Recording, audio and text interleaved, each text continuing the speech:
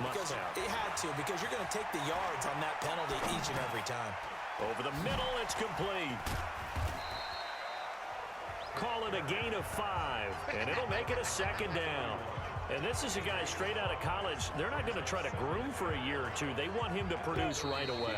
That's why they took him in the first round. They expect him to be. Due to time constraints, we move you forward in today's broadcast to the beginning of the third quarter. Our starters likely to be out there for the third quarter as we get back underway in this second half.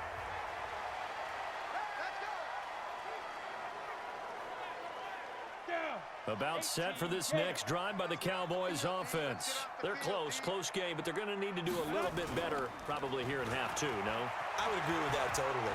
I would guess it in the locker room. Oh, and a bad throw there. It's intercepted. Picked off near the 26. And he is going to get this one back to the 20-yard line.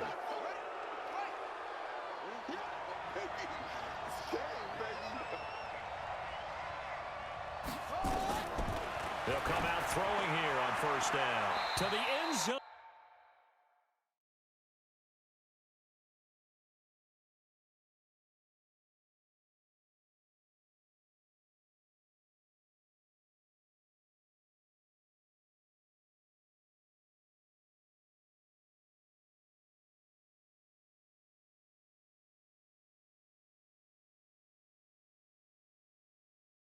But it's incomplete.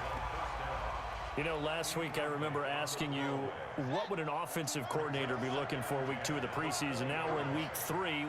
Defensive coordinator-wise, what's he looking at? For the most part in preseason, you're playing pretty basic stuff, pretty vanilla defenses.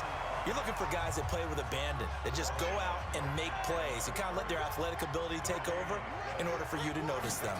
Big play coming up. Here's 3rd and 10. I would expect to see some pressure here. The pressure drops off as they'll look to throw. And he's going to come up well short as they rally up to stop him at about the 16. It's a 4-yard pickup, and it'll be 4th down. One hallmark of good defenses is understanding the game, understanding positioning, and tackling immediately in the secondary after catches. I think we just saw that on display right there. Got to him before he ever had a chance to think about turning it upfield. They got the interception, but very little movement after, and that forces him to settle for 3. And it does feel like settling when that happens, doesn't it? It certainly does, but we got to give a lot of credit where it's due, and that's to the defense because they ran onto the field. This is what we call sudden change, right? Interception, you got to go put out the fire, and they did, holding them to a field goal. Let's go. The Dallas offense here set to begin the drive. Their defense has done the job. Now it's the offense's turn as they've got it 1st and 10. Trying to shake off the interception. He'll look to throw. Throwing middle, and it.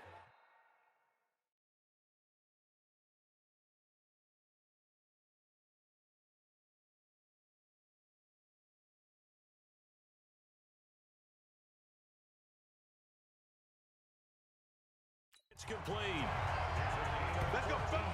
Boy, the evolution of the game and how these guys on plays like that can get out of the pocket, keep plays alive, it just makes things so much harder for defenses. It really does, and we're talking about an era in the game where the quarterbacks are the most athletically gifted that we've seen in a bunch. I mean, when you talk about collectively, it's unbelievable. So their ability to move is practiced now. It's not necessarily, And he's going to be taken down. They sack him on what will be the final play of quarter number 3.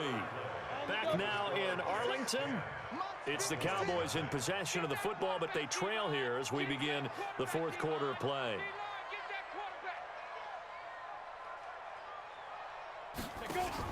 And here comes throw number 1 for the backup QB.